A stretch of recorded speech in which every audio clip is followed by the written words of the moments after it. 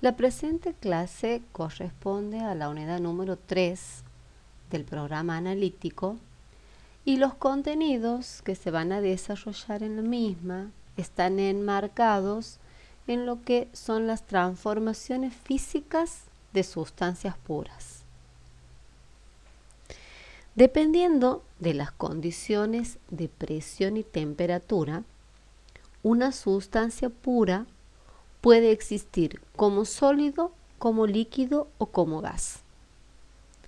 Asimismo, existen también condiciones específicas de temperatura y presión para cada sustancia que permiten la coexistencia entre dichas fases. El estudio de las condiciones, el estudio teórico de las condiciones de tal coexistencia se conoce como equilibrio físico. En estos procesos, en esa coexistencia, son procesos termodinámicos que se van a caracterizar porque ocurren sin cambios en la composición química del sistema. El análisis termodinámico de esa coexistencia de fases se basa en el hecho de que en ese equilibrio de fases el potencial químico de una sustancia es el mismo a lo largo de toda la muestra. Fases y transiciones de fases. Una fase es una forma de la materia completamente uniforme tanto en su composición química como en su estado físico. En este sentido, una sustancia pura puede encontrarse en su fase gaseosa, líquida o sólida, y en el caso del sólido puede que existan diferentes fases. Esto ocurre cuando la sustancia puede existir en diferentes variedades alotrópicas. Por ejemplo, el carbono, que puede existir en su variedad diamante o en su variedad grafito.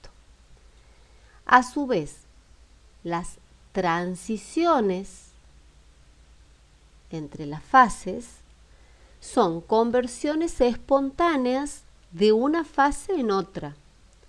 Y esas transiciones, esas conversiones espontáneas van a ocurrir a una temperatura que es característica para una presión determinada.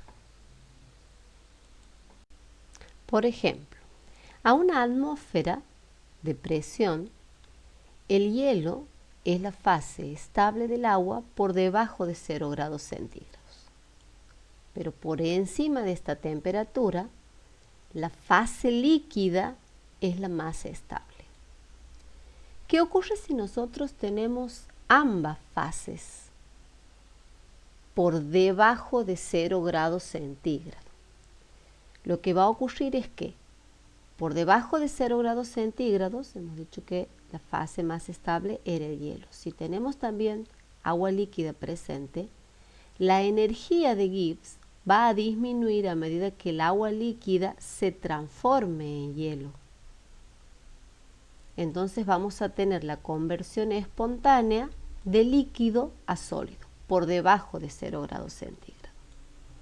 Por encima de esta temperatura, la energía de Gibbs va a disminuir a medida que el hielo se transforme en agua líquida. Entonces, si tenemos presentes ambas fases por encima de 0 grados centígrados, vamos a tener la conversión espontánea de hielo a agua líquida, porque eso da lugar a una disminución de la energía de Gibbs. La temperatura a la cual coexisten en equilibrio ambas fases se denomina temperatura de transición, y en ese caso la energía de Gibbs es la mínima a la presión imperante. En este punto tenemos que distinguir algo muy importante, que es la descripción termodinámica de la transición de fase de la velocidad a la cual la transición ocurre.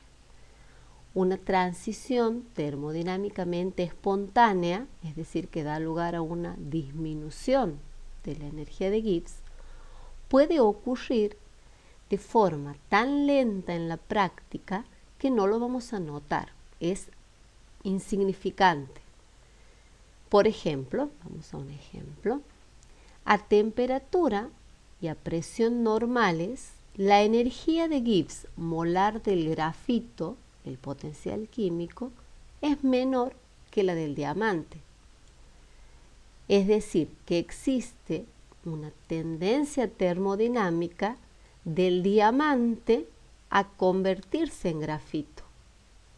Sin embargo, para que esta transición ocurra, como tienen diferentes estructuras, tanto diamante como grafito, para que esta transición ocurra, los átomos de carbono tienen que cambiar su posición, lo cual representa, en el caso de los sólidos, un proceso que es extremadamente lento.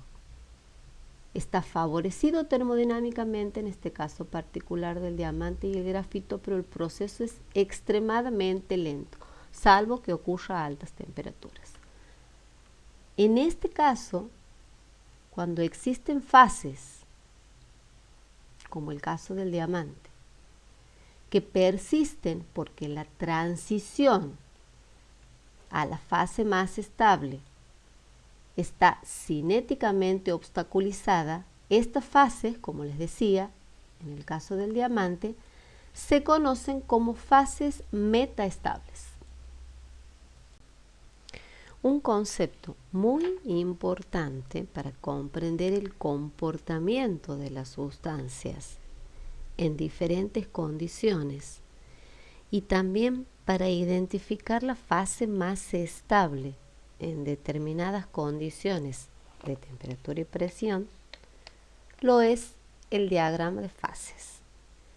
De hecho, el diagrama de fases de una sustancia nos va a mostrar las regiones de presión y temperatura a las cuales sus diversas fases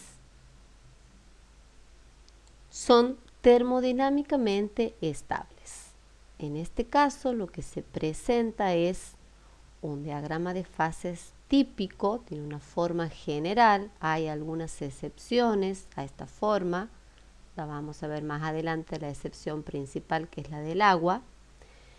Les decía, es una forma general para una sustancia que puede existir en 3 estados: gas, sólido y líquido. En todas estas regiones, en condiciones determinadas de presión y temperatura, en el plano de toda esta región, a esas condiciones de presión y temperatura, la fase sólida es la más estable. En este caso, la fase líquida es la más estable y en este, la fase gaseosa es la más estable.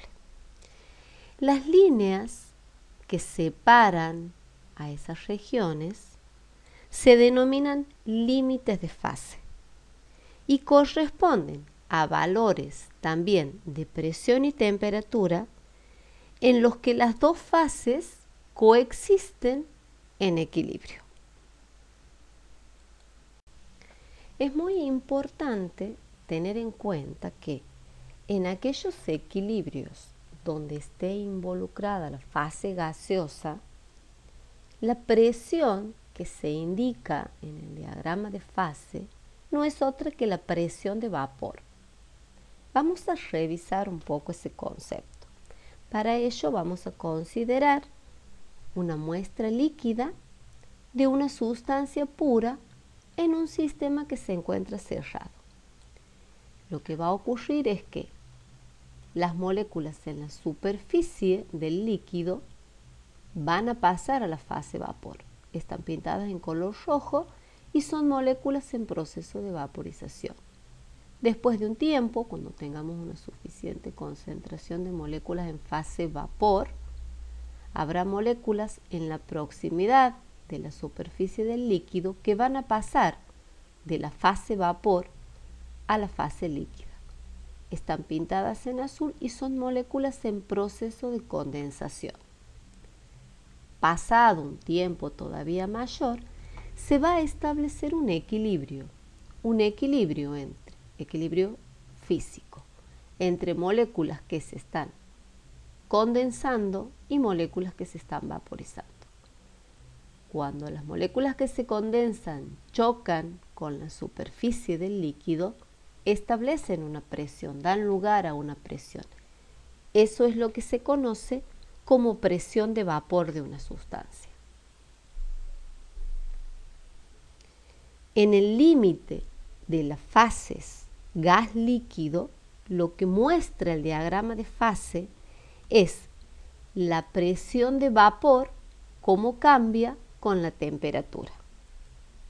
De manera similar, el límite entre la fase sólido-gas lo que nos va a mostrar es cómo cambia la presión de vapor de sublimación, que es la presión de vapor de una fase sólida, con la temperatura.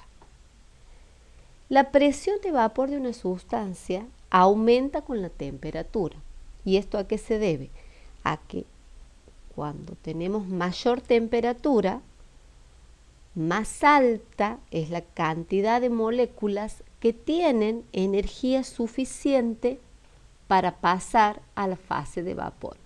Las moléculas que pasan son las moléculas de superficie, porque las moléculas de superficie están rodeadas por una menor cantidad de moléculas que las atrae hacia el líquido, a diferencia de las moléculas que se encuentran en el seno del líquido.